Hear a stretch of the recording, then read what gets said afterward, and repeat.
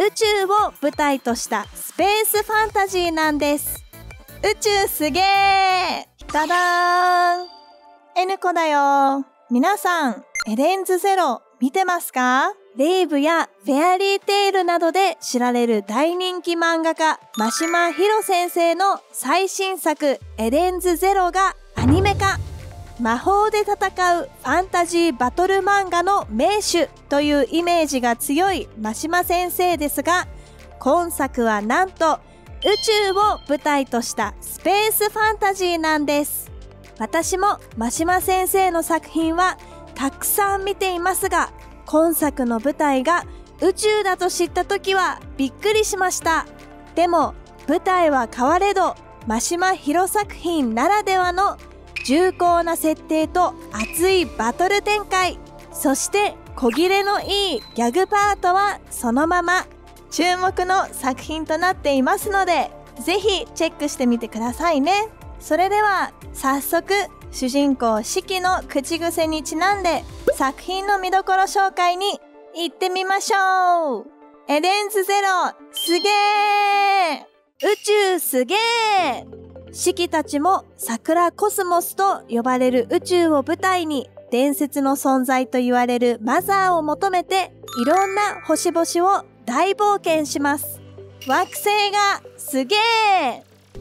シキのふるさと、機械の惑星グランベルを皮切りに様々な惑星が登場します。冒険者たちの星、ブルーガーデン、犯罪者の巣窟と呼ばれるギルスト、仮想空間でありながら実在する惑星デジタリス、この他にも環境の異なる様々な惑星があり、シキたちの冒険を彩ります。シキの友達作りが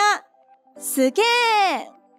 シキは機械が暮らす星で育ったため、人間の友達はいません。育ての親、魔王ジギーの友達をたくさん作りなさいという言葉を心に刻み、友達作りに必死です。自らを嘲笑う相手に対しても、俺と友達になってくれと握手を求める姿勢は滑稽でありながらも、その素直な気持ちに心打たれます。私は、数々真島先生の作品を見てきたんですけども、大体主人公を結構好きになる傾向がありまして、そんな中でもやっぱり今回の作品エデンズゼロの主人公シキは、この友達思いの性格だったりとか、この友達作りに関する姿勢がすごく尊敬できるな、好きになれるなっていうような印象でした。ここで N 子の注目ポイント。エーテルギアがすげー！本作の魅力の一つが、キャラクターたちが操る特殊な力、エーテルギア。主人公シキのエーテルギアは重力を操るというものです。この能力を使って重いものを軽々と持ち上げたり、壁を走ったり、横に落ちたりします。横に落ちるって何？と気になった方は本編をご覧ください。極めつけはシキが繰り出す重力を使った必殺技の数々です。魔王ジギーから受け継いだその力をぶつけるド迫力のバトルシーンがたまりません。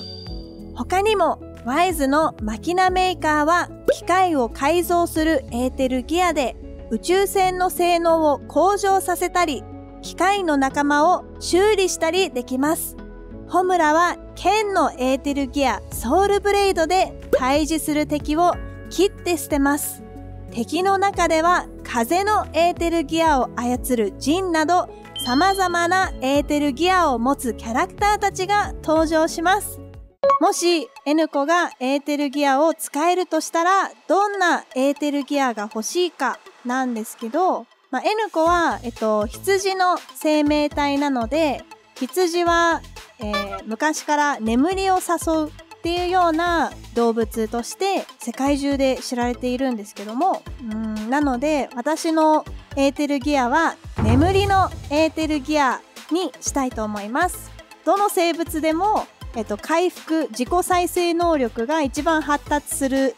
機能だと思うので、味方を眠らせることによって自己再生能力が働いて、ちょっと回復系のエーテルギアになります。そして敵に対してエーテルギアを使うと、全然回復できない眠りを敵にさせる。そうすることによって敵は傷つきながらも眠ることで無力化されるんですけども、全然回復せずバトルに有利になります。なので味方や自分に関しては回復、敵に関しては無力化、そしてダメージを与えるようなエーテルギアにしたいと思います。ということでエデンズゼロについて紹介してきましたが、いかがでしたでしょうか。真島先生の作品をこれまで見てきた人、初めて見る人、どちらでも楽しめる作品だと思います。シキたちのこれからの冒険を一緒に楽しんで見守っていきましょう。そして感想などぜひコメントなどしてもらえると嬉しいです。それではまた次回の動画でお会いしましょう。またねー。